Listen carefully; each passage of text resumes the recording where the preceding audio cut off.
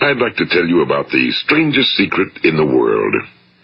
Some years ago, the late Nobel Prize-winning Dr. Albert Schweitzer was being interviewed in London, and a reporter asked him, "Doctor, what's wrong with men today?" And the great doctor was silent a moment, and then he said, "Men simply don't think." It's about this that I want to talk with you. We live today in a golden age. This is an era that man has looked forward to, dreamed of, and worked toward for thousands of years. But since it's here, we pretty well take it for granted. We in America are particularly fortunate to live in the richest land that ever existed on the face of the earth, a land of abundant opportunity for everyone. But do you know what happens? Well, let's take 100 men who start even at the age of 25. Do you have any idea what will happen to those men by the time they're 65? These 100 men who all start even at the age of 25 believe they're going to be successful. If you asked any one of these men if he wanted to be a success, he'd tell you he did. And you'd notice that he was eager toward life, that there was a certain sparkle to his eye, an erectness to his carriage, and life seemed like a pretty interesting adventure to him. But by the time they're 65, 1 will be rich. 4 will be financially independent. 5 will still be working. 54 will be broke. Now think a moment. Out of the 100, only 5 make the grade. Now why do so many fail? What has happened to the sparkle that was there when they were 25? What's become of the dreams, the hopes, the plans? And why is there such a large disparity between what these men intended to do and what they actually accomplished? When we say about 5% achieve success, we have to define success. And here's the best definition I've ever been able to find. Success is the progressive realization of a worthy ideal. If a man is working toward a predetermined goal and knows where he's going, that man is a success. If he's not doing that, he's a failure. Success is the progressive realization of a worthy ideal. Rollo May, the distinguished psychiatrist, wrote a wonderful book called Man's Search for Himself. And in this book he says, the opposite of courage in our society is not cowardice. It is conformity. And there you have the trouble today. It's conformity, people acting like everyone else without knowing why, without knowing where they're going. Now think of it. In America right now, there are over 18 million people 65 years of age and older. And most of them are broke. They're dependent on someone else for life's necessities. Now, we learn to read by the time we're 7. We learn to make a living by the time we're 25. Usually by that time, we're not only making a living, we're supporting a family. And yet by the time we're 65, we haven't learned how to become financially independent in the richest land that has ever been known. Why? We conform. And the trouble is that we're acting like the wrong percentage group, the 95 who don't succeed. Now, why do these people conform? Well, they really don't know. These people believe that their lives are shaped by circumstances, by things that happen to them, by exterior forces. They're outer-directed people. A survey was made one time that covered a lot of men, working men, and these men were asked, "Why do you work? Why do you get up in the morning?" 19 out of 20 had no idea. If you ask them, they'll say, well, everyone goes to work in the morning, and that's the reason they do it, because everyone else is doing it. Now let's get back to our definition of success. Who succeeds? The only person who succeeds is the person who is progressively realizing a worthy ideal. He's the person who says, I'm going to become this, and then begins to work toward that goal. I'll tell you who the successful people are. A success is the school teacher who's teaching school because that's what he or she wants to do. The success is the woman who's a wife and mother because she wanted to become a wife and mother and is doing a good job of it. The success is the man who runs the corner gas station because that was his dream. That's what he wanted to do. The success is the successful salesman who wants to become a top-notch salesman and grow and build with his organization. A success is anyone who is doing deliberately a predetermined job because that's what he decided to do deliberately. But only 1 out of 20 does that. That's why today there isn't really any competition unless we make it for ourselves. Instead of competing, all we have to do is create. You know, for 20 years, I looked for the key which would determine what would happen to a human being. Was there a key I wanted to know which would make the future a promise that we could foretell to a large extent? Was there a key that would guarantee a person's becoming successful if he only knew about it and knew how to use it? Well, there is such a key, and I've found it. Have you ever wondered why so many men work so hard and honestly without ever achieving anything in particular, and others don't seem to work hard and yet seem to get everything? They seem to have the magic touch. You've heard them say that about someone. Everything he touches turns to gold. And have you ever noticed that a man who becomes successful tends to continue to become successful? And on the other hand, have you noticed how a man who's a failure tends to continue to fail? Well, it's because of goals. Some of us have goals, some don't. People with goals succeed because they know where they're going. It's that simple. Think of a ship leaving a harbor, and think of it with the complete voyage mapped out and planned. The captain and crew know exactly where it's going and how long it'll take. It has a definite goal. Now, 9,999 times out of 10,000, it will get to where it started out to get. Now let's take another ship, just like the first, only let's not put a crew on it or a captain at the helm. Let's give it no aiming point, no goal, no destination. We just start the engines and let it go. I think you'll agree with me that if it gets out of the harbor at all, it will either sink or wind up on some deserted beach, a derelict. It can't go anyplace because it has no destination and no guidance, and it's the same with a human being. Take the salesman, for example. There's no other person in the world today with the future of a good salesman. Selling is the world's highest paid profession, if we're good at it, and if we know where we're going. Every company needs top-notch salesmen, and they reward those men. The sky's the limit for them. But how many can you find? Someone once said the human race is fixed, not to prevent the strong from winning, but to prevent the weak from losing. The American economy today can be likened to a convoy in time of war. The entire economy is slowed down to protect its weakest link, just as the convoy had to go at the speed that would permit its slowest vessel to remain in formation. That's why it's so easy to make a living today. It takes no particular brains or talent to make a living and support a family today. So we have a plateau of so-called security, if that's what a person's looking for. But we do have to decide how high above this plateau we want to aim. Now let's get back to the strangest secret in the world, the story that I wanted to tell you today. Why do men with goals succeed in life and men without them fail? Well, let me tell you something which, if you really understand it, will alter your life immediately. If you understand completely what I'm going to tell you from this moment on, your life will never be the same again. You will suddenly find that good luck just seems to be attracted to you. The things you want just seem to fall in line, and from now on you won't have the problems, the worries, the gnawing lump of anxiety that perhaps you've experienced before. Doubt, fear, well, they'll be things of the past. Here's the key to success and the key to failure. We become what we think about. Now let me say that again. We become what we think about. Throughout all history, the great wise men and teachers, philosophers and prophets have disagreed with one another on many different things. It's only on this one point that they are in complete and unanimous agreement. Listen to what Marcus Aurelius, the great Roman emperor, said. A man's life is what his thoughts make of it. Disraeli said this, everything comes if a man will only wait. I've brought myself by long meditation to the conviction that a human being with a settled purpose must accomplish it, and that nothing can resist a will that will stake even existence for its fulfillment. Ralph Waldo Emerson said this, a man is what he thinks about all day long. William James said, the greatest discovery of my generation is that human beings can alter their lives by altering their attitudes of mind. And he also said, we need only in cold blood act as if the thing in question were real, and it will become infallibly real by growing into such a connection with our life that it will become real.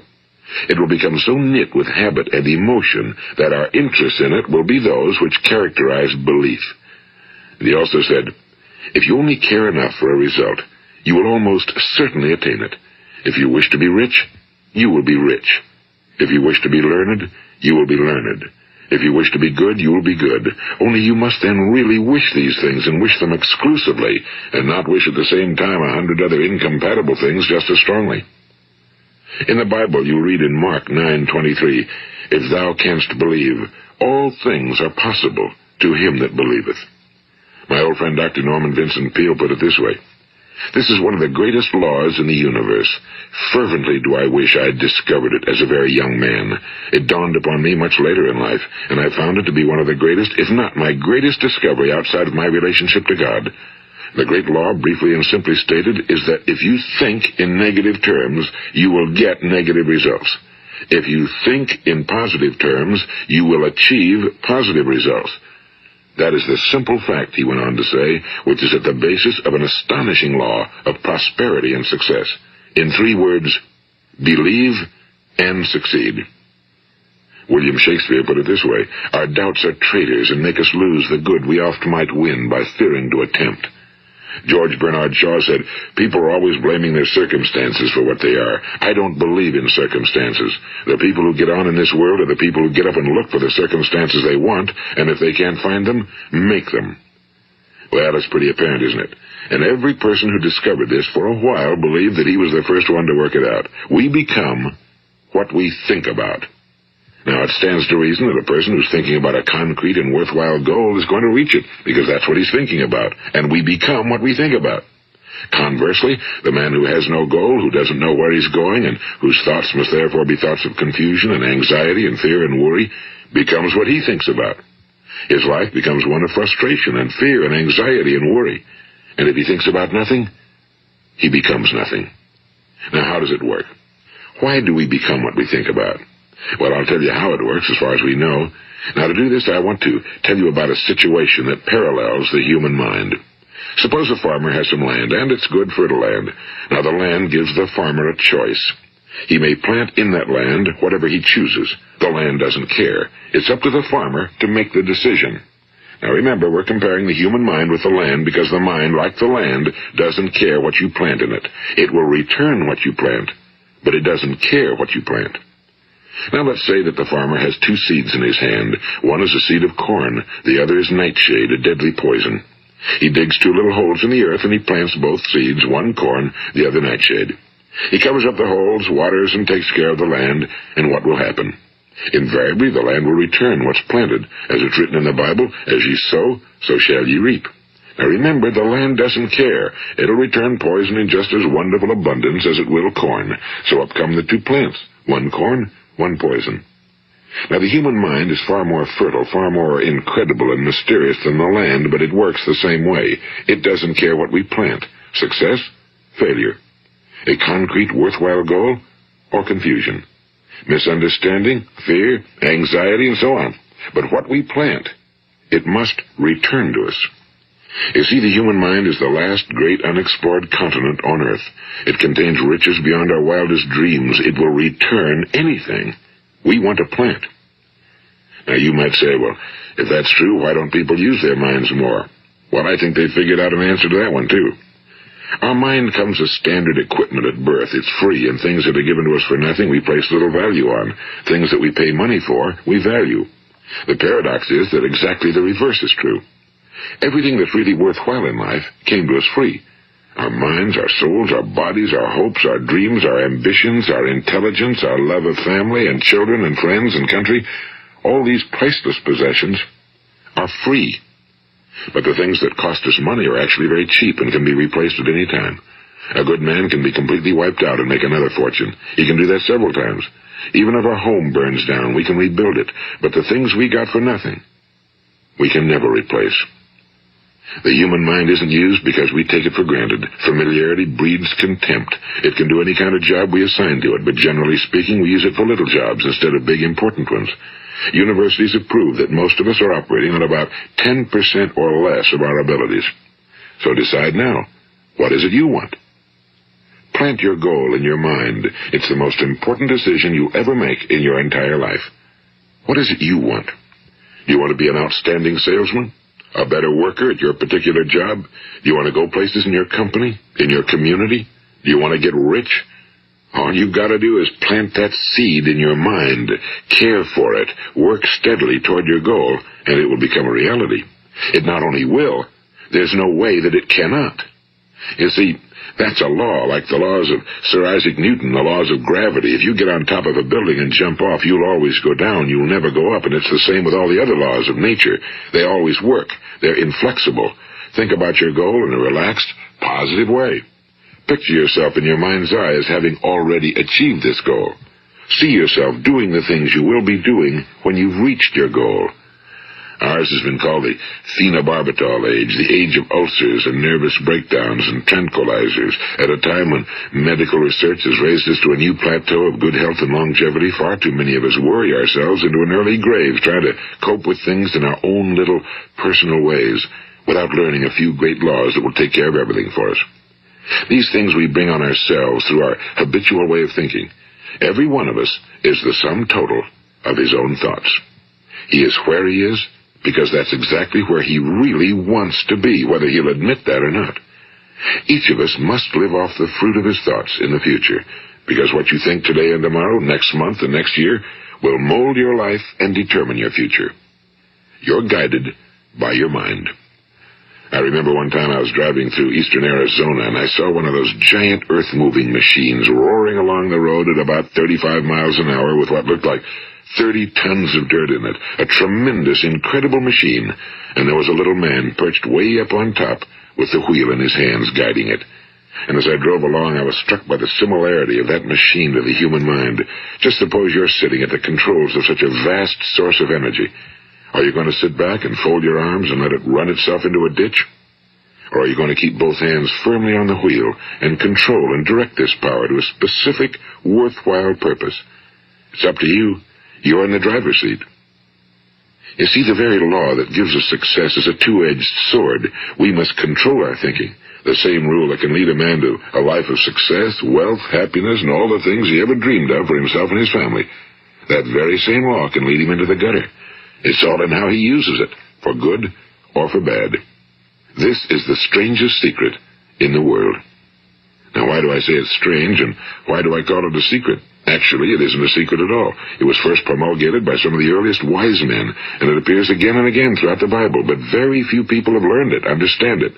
That's why it's strange, and why for some equally strange reason it virtually remains a secret. I believe that you could go out and walk down the main street of your town and ask one man after another what the secret of success is, and you probably wouldn't run into one man in a month who could tell you. Now, this information is enormously valuable to us if we really understand it and apply it. It's valuable to us not only for our own lives, but the lives of those around us, our families, employees, associates, and friends. Life should be an exciting adventure. It should never be a bore. A man should live fully, be alive. He should be glad to get out of bed in the morning. He should be doing a job he likes to do because he does it well.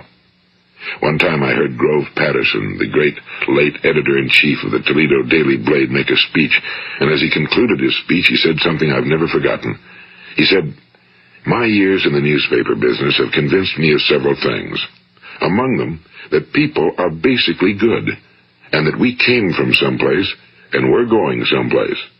So we should make our time here an exciting adventure. The architect of the universe didn't build a stairway leading nowhere." And the greatest teacher of all, the carpenter from the plains of Galilee, gave us the secret time and time again. As ye believe, so shall it be done unto you. I've explained the strangest secret in the world and how it works. Now, on this side, I want to explain how you can prove to yourself the enormous returns possible in your own life by putting this secret to a practical test. I want you to make a test that will last 30 days. It isn't going to be easy, but if you'll give it a good try, it will completely change your life for the better. Now, back in the 17th century, Sir Isaac Newton, the English mathematician and natural philosopher, gave us some natural laws of physics which apply as much to human beings as they do to the movement of bodies in the universe. And one of these laws is that for every action, there is an equal and opposite reaction. Simply stated, as it applies to you and me, it means we can achieve nothing without paying the price. The results of your 30-day experiment will be in direct proportion to the effort you put forth. To be a doctor, you must pay the price of long years of difficult study. To be successful in selling, and remember that each of us succeeds to the extent of his ability to sell. Selling our families on our ideas, selling education in schools, selling our children on the advantages of living the good and honest life, selling our associates and employees on the importance of being exceptional people. To, of course, the profession of selling itself. But to be successful in selling our way to the good life, we must be willing to pay the price. And what is that price? Well, it's many things. First, it's understanding emotionally, as well as intellectually, that we literally become what we think about, that we must control our thoughts if we're to control our lives. It's understanding fully that as ye sow, so shall ye reap. Second, it's cutting away all fetters from the mind and permitting it to soar as it was divinely designed to do. It's the realization that your limitations are self-imposed and that the opportunities for you today are enormous beyond belief. It's rising above narrow-minded pettiness and prejudice. And third, it's using all your courage to force yourself to think positively on your own problem, to set a definite and clearly defined goal for yourself, to let your marvelous mind think about your goal from all possible angles, to let your imagination speculate freely upon many different possible solutions, to refuse to believe that there are any circumstances sufficiently strong to defeat you in the accomplishment of your purpose, to act promptly and decisively when your course is clear, and to keep constantly aware of the fact that you are, at this moment, standing in the middle of your own acres of diamonds, as Russell Conwell used to point out. And fourth, save at least 10% of every dollar you earn. It's also remembering that no matter what your present job, it has enormous possibilities, if you're willing to pay the price. Now let's just go over the important points in the price each of us must pay to achieve the wonderful life that can be ours. It is, of course, worth any price. 1. You will become what you think about. 2. Remember the word imagination and let your mind begin to soar. 3. Courage. Concentrate on your goal every day. 4. Save 10% of what you earn. And 5. Action. Ideas are worthless unless we act on them. Now, I'll try to outline the 30-day test I want you to make. Keep in mind that you have nothing to lose by making this test and everything you could possibly want to gain. There are 2 things that may be said of everyone. Each of us wants something, and each of us is afraid of something. I want you to write on a card what it is you want more than anything else. It may be more money. Perhaps you'd like to double your income or make a specific amount of money. It may be a beautiful home. It may be success at your job. It may be a particular position in life. It could be a more harmonious family. Each of us wants something. Now write down on your card specifically what it is you want. Make sure it's a single goal and clearly defined. You needn't show it to anyone, but carry it with you so that you can look at it several times a day. Think about it in a cheerful, relaxed, positive way each morning when you get up, and immediately you have something to work for, something to get out of bed for, something to live for. Look at it every chance you get during the day and just before going to bed at night. And as you look at it, remember that you must become what you think about, and since you're thinking about your goal, you realize that soon it will be yours. In fact, it's yours really the moment you write it down and begin to think about it. Look at the abundance all around you as you go about your daily business. You have as much right to this abundance as any other living creature. It's yours for the asking. Now we come to the difficult part. Difficult because it means the formation of what is probably a brand new habit, and new habits are not easily formed. Once formed, however, it will follow you for the rest of your life. Stop thinking about what it is you fear. Each time a fearful or negative thought comes into your consciousness, replace it with a mental picture of your positive and worthwhile goal. And there'll come times when you'll feel like giving up. It's easier for a human being to think negatively than positively. That's why only 5% are successful. You must begin now to place yourself in that group. For 30 days, you must take control of your mind. It will think about only what you permit it to think about. Each day for this 30-day test, do more than you have to do. In addition to maintaining a cheerful, positive outlook, give of yourself more than you've ever done before. Do this knowing that your returns in life must be in direct proportion to what you give. The moment you decide on a goal to work toward, you're immediately a successful person. You are then in that rare and successful category of people who know where they're going. Out of every 100 people, you belong to the top 5. Don't concern yourself too much with how you're going to achieve your goal. Leave that completely to a power greater than yourself. All you have to do is know where you're going. The answers will come to you of their own accord and at the right time. Remember these words from the Sermon on the Mount, and remember them well. Keep them constantly before you this month of your test. Ask, and it shall be given you. Seek, and ye shall find. Knock, and it shall be opened unto you. For every one that asketh receiveth, and he that seeketh findeth, and to him that knocketh it shall be opened. It's as marvelous and as simple as that. In fact, it's so simple that in our seemingly complicated world, it's difficult for an adult to understand that all he needs is a purpose and faith. For 30 days, do your very best. If you're a salesman, go at it as you've never done before, not in a hectic fashion, but with the calm, cheerful assurance that time well spent will give you the abundance in return you deserve and want. If you're a homemaker, devote your 30-day test to completely giving of yourself without thinking about receiving anything in return, and you'll be amazed at the difference it makes in your life. No matter what your job, do it as you've never done it before for 30 days. And if you've kept your goal before you every day, you'll wonder and marvel at this new life you've found. Dorothea Brand, the outstanding editor and writer, discovered it for herself and tells about it in her fine book, Wake Up and Live. Her entire philosophy is reduced to the words, act as though it were impossible to fail. She made her own test with sincerity and faith, and her entire life was changed to one of overwhelming success. Now, you make your test for 30 full days. Don't start your test until you've made up your mind to stick with it. You see, by being persistent, you're demonstrating faith. Persistence is simply another word for faith. If you didn't have faith, you'd never persist. If you should fail during your first 30 days, by that I mean suddenly find yourself overwhelmed by negative thoughts, you've got to start over again from that point and go 30 more days. Gradually, your new habit will form until you find yourself one of that wonderful minority to whom virtually nothing is impossible. And don't forget the card. It's vitally important as you begin this new way of living. On one side of the card, write your goal, whatever it may be. On the other side, write the words we've quoted from the Sermon on the Mount. Ask, and it shall be given you. Seek, and ye shall find. Knock, and it shall be opened unto you. Nothing great was ever accomplished without inspiration. See that during these crucial first 30 days, your own inspiration is kept at a peak. And above all, don't worry. Worry brings fear, and fear is crippling. The only thing that can cause you to worry during your test is trying to do it all yourself. Know that all you have to do is hold your goal before you. Everything else will take care of itself. Remember also to keep calm and cheerful. Don't let petty things annoy you and get you off course. Now, since making this test is difficult, some will say, why should I bother?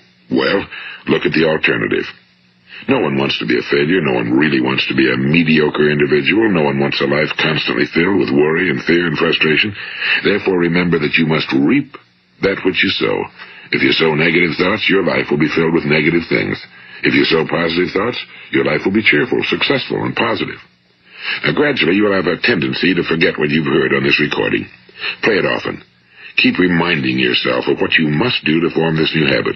Gather your whole family around at regular intervals and listen to what's been said here. You know, most men will tell you that they want to make money without understanding the law. The only people who make money work in a mint. The rest of us must earn money. This is what causes those who keep looking for something for nothing or a free ride to fail in life. The only way to earn money is by providing people with services or products which are needed and useful. We exchange our time and our product or service for the other man's money. Therefore, the law is that our financial return will be in direct proportion to our service. Now, success is not the result of making money.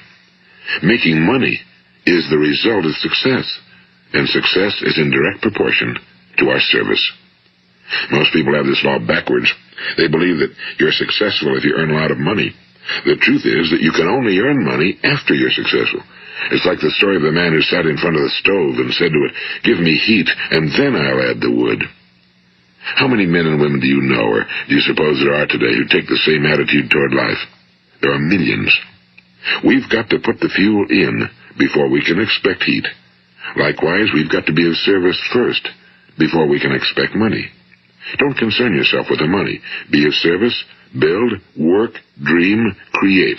Do this and you'll find there's no limit to the prosperity and abundance that will come to you. Prosperity, you know, is founded upon a law of mutual exchange. Any person who contributes to prosperity must prosper in turn himself. Sometimes the return will not come from those you serve, but it must come to you from someplace, because that's the law. For every action, there is an equal and opposite reaction. As you go daily through your 30-day test period, remember that your success will always be measured by the quality and quantity of service you render, and money is a yardstick for measuring this service. No man can get rich himself unless he enriches others. Now, there are no exceptions to a law. You can drive down any street in America and from your car estimate the service that's being rendered by the people living on that street. Had you ever thought of this yardstick before? It's interesting.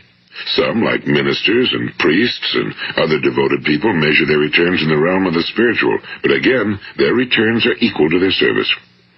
Once this law is fully understood, any thinking person can tell his own fortune. If he wants more, he must be of more service to those from whom he receives his return. If he wants less, he has only to reduce his service. This is the price you must pay for what you want. If you believe you can enrich yourself by deluding others, you can end only by deluding yourself. It may take some time, but just as surely as you breathe, you'll get back what you put out. Don't ever make the mistake of thinking you can avert this. It's impossible. The prisons and the streets where the lonely walk are filled with people who tried to make new laws just for themselves. We may avoid the laws of man for a while, but there are greater laws that cannot be broken. An outstanding medical doctor recently pointed out 6 steps that will help you realize success. 1. Set yourself a definite goal. 2. Quit running yourself down. 3. Stop thinking of all the reasons why you cannot be successful and instead think of all the reasons why you can. 4. Trace your attitudes back through your childhood and try to discover where you first got the idea you couldn't be successful, if that's the way you've been thinking. 5. Change the image you have of yourself by writing out a description of the person you would like to be. And 6. Act the part of the successful person you have decided to become. The doctor who wrote those words is a noted West Coast psychiatrist, Dr. David Harold Fink. Do what the experts since the dawn of recorded history have told you you must do. Pay the price by becoming the person you want to become. It's not nearly as difficult as living unsuccessfully. Make your 30-day test, then repeat it again, and each time it will become more a part of you until you'll wonder how you could ever have lived any other way. Live this new way and the floodgates of abundance will open and pour over you more riches than you may have dreamed existed. Money? Yes, lots of it. But what's more important, you'll have peace. You'll be in that wonderful minority who lead calm, cheerful, successful lives. Start today. You have nothing to lose, but you have a whole life to win. This is Earl Nightingale, and thank you.